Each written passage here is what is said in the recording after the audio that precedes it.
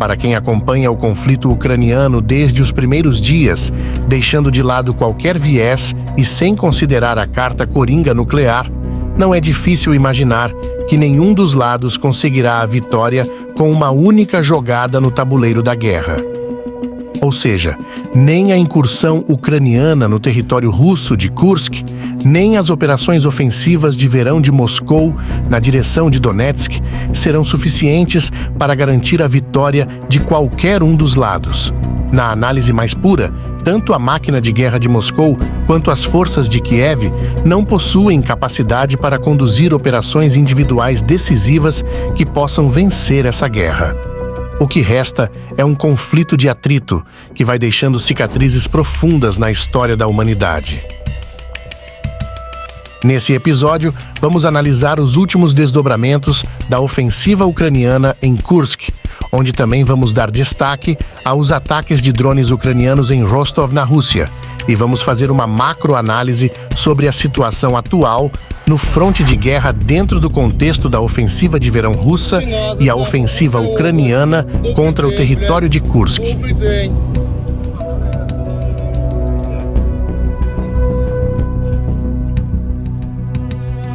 As forças ucranianas continuam avançando marginalmente no Oblast de Kursk, enquanto os russos tentam impedir novos avanços e começar a empurrar os ucranianos de volta para além da fronteira internacional. Os ucranianos conseguiram derrubar a segunda ponte estratégica em Kursk, com o objetivo claro de cortar as linhas de articulação da máquina de guerra de Moscou.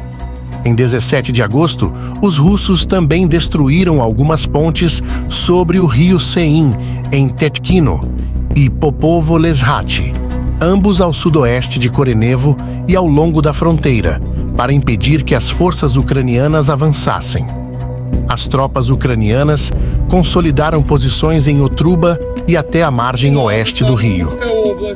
O Ministério da Defesa da Rússia e fontes militares russas alegaram que os ucranianos também estão realizando ataques a nordeste de Korenevo, incluindo áreas próximas a Kauchuk e Alexeyevsky, mas os detalhes exatos dessas operações ainda são obscuros. Nesta semana, a 95ª Brigada de Assalto Aerotransportada das Forças Armadas da Ucrânia foi introduzida na zona de combate em Kursk.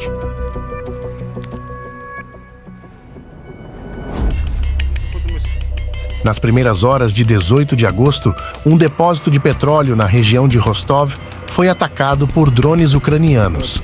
Enquanto bombeiros apagavam o incêndio do primeiro ataque, uma segunda onda de drones chegou, causando uma nova explosão. Segundo militares russos, não houve vítimas. No mesmo dia, ainda em Rostov, na Rússia, os drones ucranianos fizeram mais uma visita aos depósitos de petróleo russo.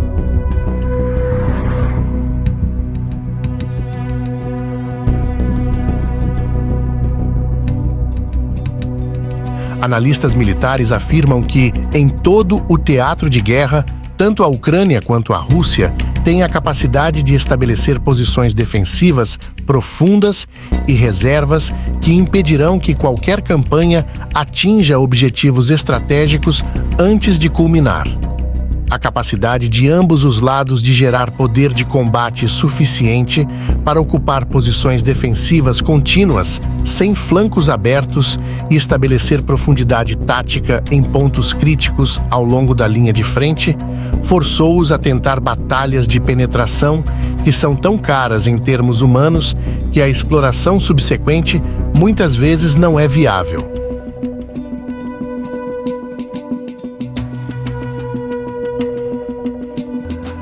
A Ucrânia, de fato, aproveitou um flanco que os russos deixaram aberto na fronteira de Kursk.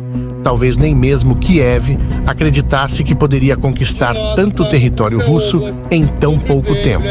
Entretanto, a Rússia tem poder de combate suficiente para cobrir suas fronteiras, se assim o desejar, ao custo de deixar de perseguir outros objetivos no leste e expor o governo de Vladimir Putin a problemas domésticos. Embora a Rússia tenha buscado criar pressões sobre as forças ucranianas, semelhantes às que a Ucrânia está impondo à Rússia, como a incursão em Kursk, o foco de Putin e de seu comando militar permanece restrito à conquista de territórios específicos. Nos mais de 1.000 quilômetros de fronteira no leste ucraniano, os russos estão empenhados em conquistar a totalidade dos oblasts de Donetsk e Luhansk, e o sucesso da Operação Militar Especial de Moscou depende de quantos metros a máquina de guerra consegue avançar diariamente nessas direções, baseando-se em combates posicionais mesclados com táticas de assalto.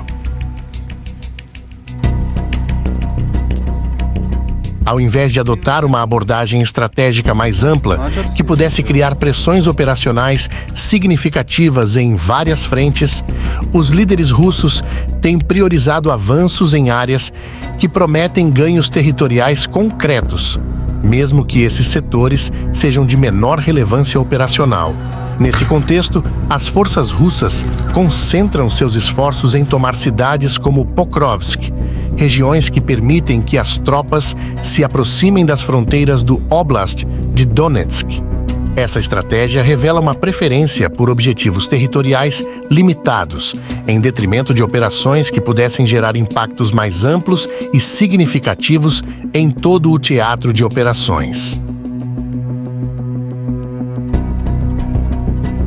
A operação ucraniana no território russo de Kursk está exercendo uma pressão considerável sobre as forças russas, tanto em termos operacionais quanto estratégicos.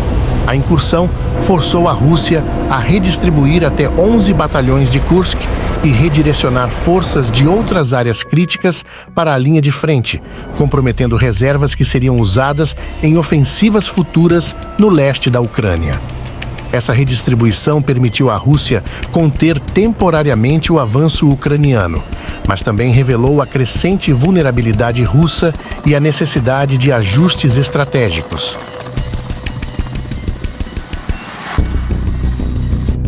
O Kremlin enfrentam agora um dilema complexo. A ocupação ucraniana de territórios dentro da Rússia, mesmo que limitada, representa um golpe direto ao esforço de Putin de consolidar seu legado como líder que trouxe estabilidade e ressurgimento geopolítico à Rússia. Isso quase certamente levará a uma resposta militar russa agressiva, com uma contraofensiva significativa para retomar as áreas perdidas em Kursk.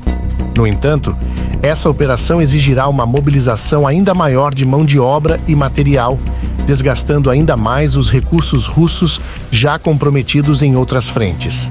Além disso, a incursão ucraniana obrigou Putin a reconsiderar a defesa da extensa fronteira de 1.000 quilômetros com a Ucrânia. O Kremlin deve agora decidir como alocar recursos para defender essa fronteira a longo prazo, enquanto continua a conduzir operações na Ucrânia. Em essência, a estratégia russa de guerra posicional e desgaste reflete uma confiança em sua capacidade de prolongar o conflito até que as forças ucranianas se exauram, enquanto mantém a pressão sobre linhas defensivas ucranianas já desgastadas. O cálculo estratégico de Putin é sustentado pela vantagem russa em recursos humanos e materiais, permitindo que a Rússia mantenha seu ritmo de operações ofensivas, substituindo as perdas com novas forças e veículos blindados produzidos ou reformados pela indústria de defesa russa. Essa teoria de vitória se baseia na crença de que a Ucrânia não conseguirá sustentar sua própria mão de obra e material para resistir a esses avanços contínuos e gradativos. No entanto, essa suposição russa está sendo contestada pela Ucrânia, que continua a resistir e contra-atacar, como evidenciado pelas operações em Kursk e os inúmeros ataques bem-sucedidos aos elementos da máquina de guerra de Moscou.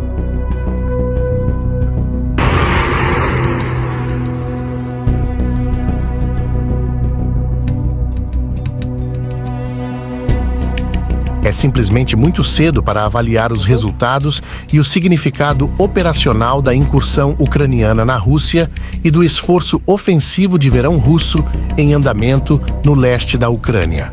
Além disso, o significado dessas operações não emergirá isoladamente, mas será importante na medida em que se relacionam com uma série de campanhas russas e ucranianas subsequentes ao longo do tempo.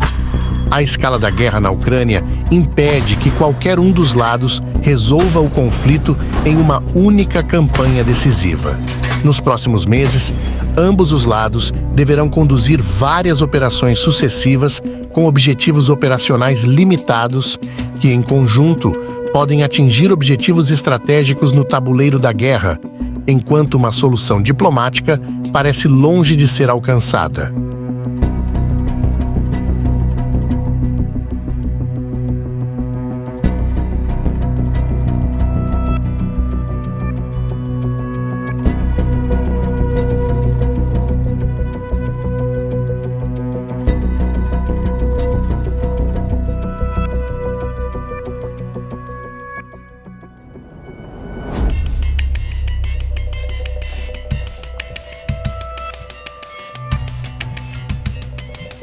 Esse foi mais um Boletim Militar.